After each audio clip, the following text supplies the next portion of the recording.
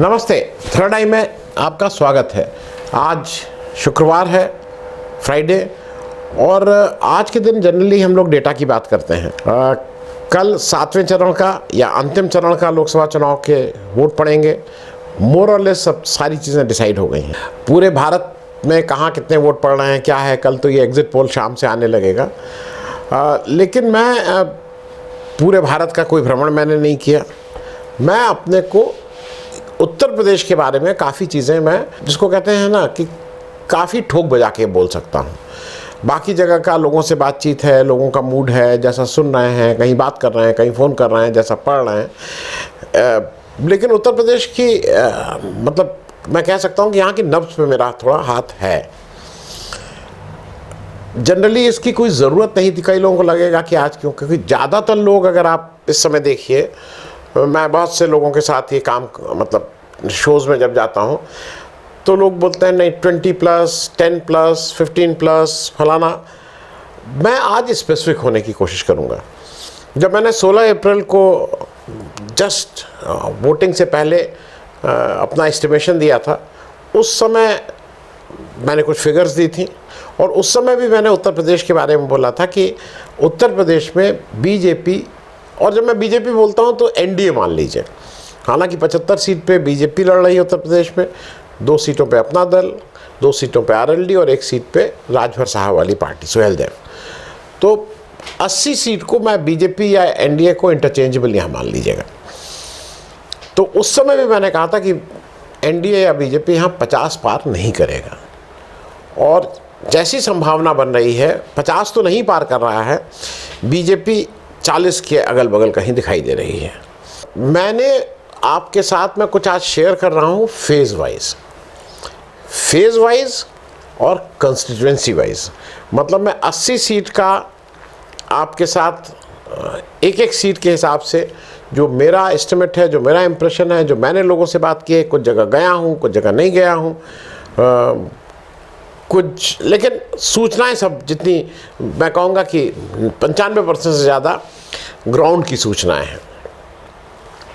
कहीं पिछली बार बहुत कम मार्जिन थी, कहीं ज़्यादा मार्जिन थी, कहीं विश्वासघात हुआ, कहीं कोई रिबेल है तो कोई घर बैठ गया। ये सारी चीज़ों को फैक्टर इन करते हुए मैं फेज़ वाइज आपके साथ इसको शेयर कर रहा हूँ।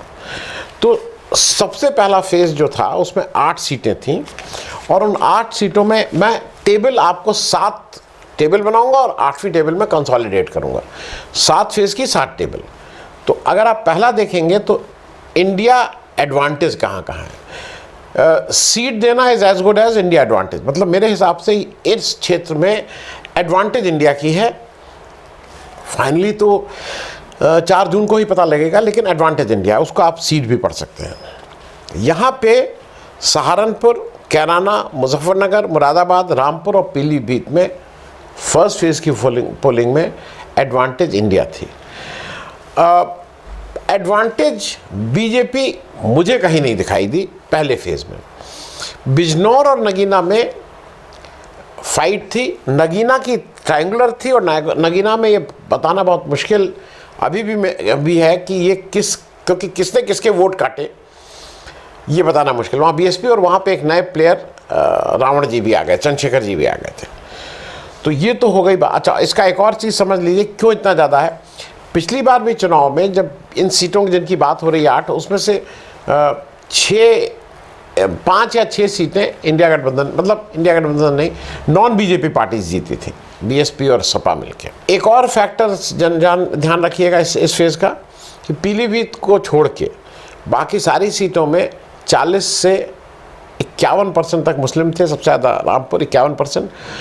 तो जो शुरुआत कर रहा था इंडिया गठबंधन, वो 40% वोट से कर रहा था। पीलीभीत में 27% मुस्लिम वोट थे। तो वो एक बड़ा भारी फैक्टर है इसको एनालाइज करते समय।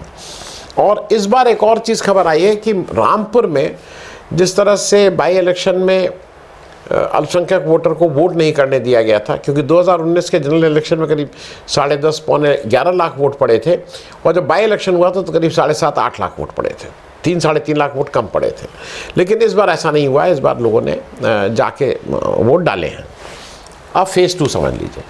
फेज़ 2 में 8 सीटें हैं, मेरे हिसाब से मेरठ और अलीगढ़ एडवांटेज इंडिया, बागपत, गाजियाबाद और गौतम बुद्ध नगर एडवांटेज बीजेपी। अब वो बागपत में कहीं आपको लगेगा आरएलडी है, मेरे हिसाब से वो सब बीजेपी में बोल रहा हूँ, बीजेपी एनडीए जैसे। आप फाइट है अमरोहा, मथुरा और बुलंदशहर में।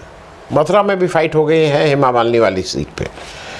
तो 2 सीटों पे इंडिया गठबंधन, 3 सीटों पे एनडीए गठबंधन और 3 सीटों पे फाइट।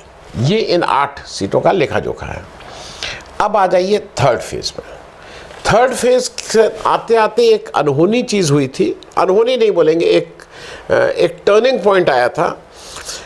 अखिलेश यादव ने अनाउंस किया कि वो कन्नौज से चुनाव लड़ेंगे और उसके बाद 3 मई को राहुल गांधी ने अनाउंस किया कि वो रायबरेली से चुनाव लड़ेंगे और केएल शर्मा अमेठी से चुनाव लड़ेंगे।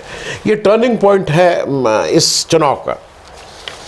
अब आप जब थर्ड फेज का इलेक्शन देखते हैं जिसमें 10 सीटें थीं, तो एडवांटेज इंडिया संभल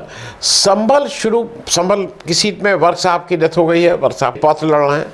फतेहपुर सीकरी में इसलिए बोल रहा हूँ कि फतेहपुर सीकरी एक बहुत ही आउटस्टैंडिंग तरह का चुनाव हो रहा है इस बार फतेहपुर सीकरी में, जहाँ पे एक रामनाथ सिंह सीकरवार हैं, फौजी बाबा बोले जाते हैं, उन्होंने काफ़ी बाजी पलट दी है।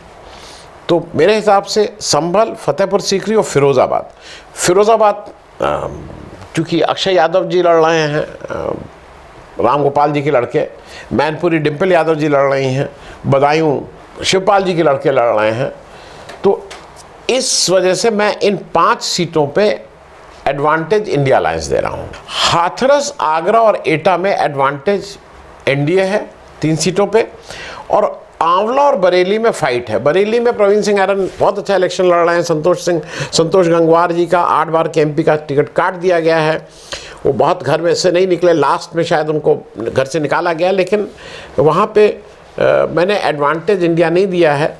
कई लोग उसको एडवांटेज इंडिया दे रहे हैं, लेकिन मेरे हिसाब से वहाँ कड़ी फाइट है। तो ये तो हो गया तीसरा फेज़। तो अब आ जाइए चौथे फेज़ में। चौथा फेज़ मेरे हिसाब से एनडीए गठबंधन के लिए सबसे प्रोडक्टिव फेज़ है। 13 सीटें हैं इसमें।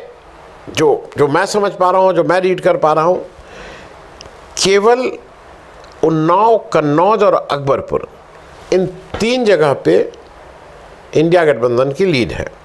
उन्नाव में अनूप टंडन जी बहुत अच्छा लड़ रही हैं, एडवांटेज है।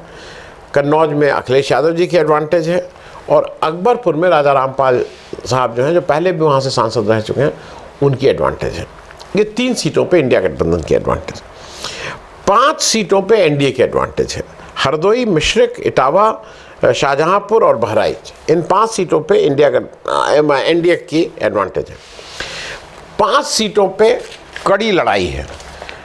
खीरी, अजय मिश्रा टेनी वाली, सीतापुर, कानपुर, धौराहा और फर्रुखाबाद, यहाँ पे 5 सीटों पे लड़ाई है। तो यहाँ 3 पे एडवांटेज इंडिया, 5 पे एडवांटेज एनडीए और 5 पे लड़ाई। आ जाइए 5th फेज़ में। 5th फेज़ वाला चुनाव काफ़ी, जब 5th फेज़ आया तब से मामला बिल्कुल पलट चुका था। राहुल गांधी नॉमिनेशन कर चुके थे, चुनाव पूरे शबाब पे आ गया था, और अब कहीं ऐसा नहीं लग रहा था कि कहीं कोई दिक्कत है।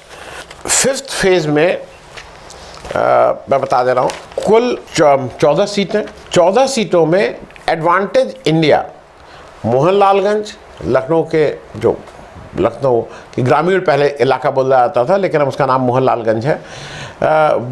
वहाँ पे कोई दिक्कत नहीं होनी चाहिए चौधरी साहब को। रायबरेली, राहुल गांधी, इंडिया गठबंधन।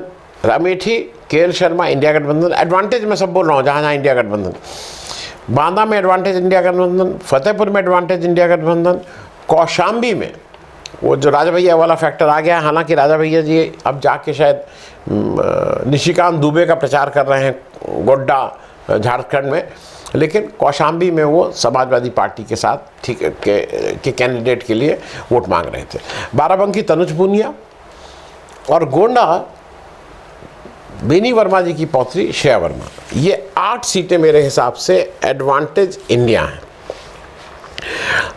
3 सीटें लखनऊ से राजनाथ सिंह जी, जालौन और कैसरगंज बृजभूषण शरण सिंह के लड़के करण भूषण, ये 3 एडवांटेज एनडीए है।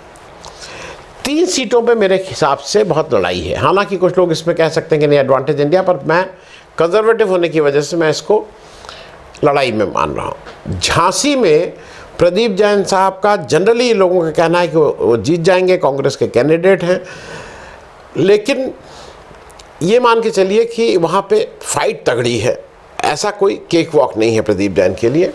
हमीरपुर में फाइट ठीक है, और फैज़ाबाद में लल्लू सिंह जी अवधेश प्रसाद सिंह जी के सामने बहुत टिक नहीं पा रहे हैं। अब लल्लू सिंह जी बीजेपी के 2 बार सांसद रहे हैं, एंटी इनकम्बेंसी है, पिछली बार भी 60-65 हज़ार से ही जीत पाए थे, तो वहाँ पे तो इंडिया गठबंधन अच्छा कर रहा है। अब आ जाइए फेज़ 6 पे, 25 तारीख को जो फेज़ 6, जैसे फेज़ 4 बीजेपी के लिए सबसे अच्छा था, फेज़ 6 जो है 14 सीटों का, ये इंडिया गठबंधन का बेस्ट फेज़ है।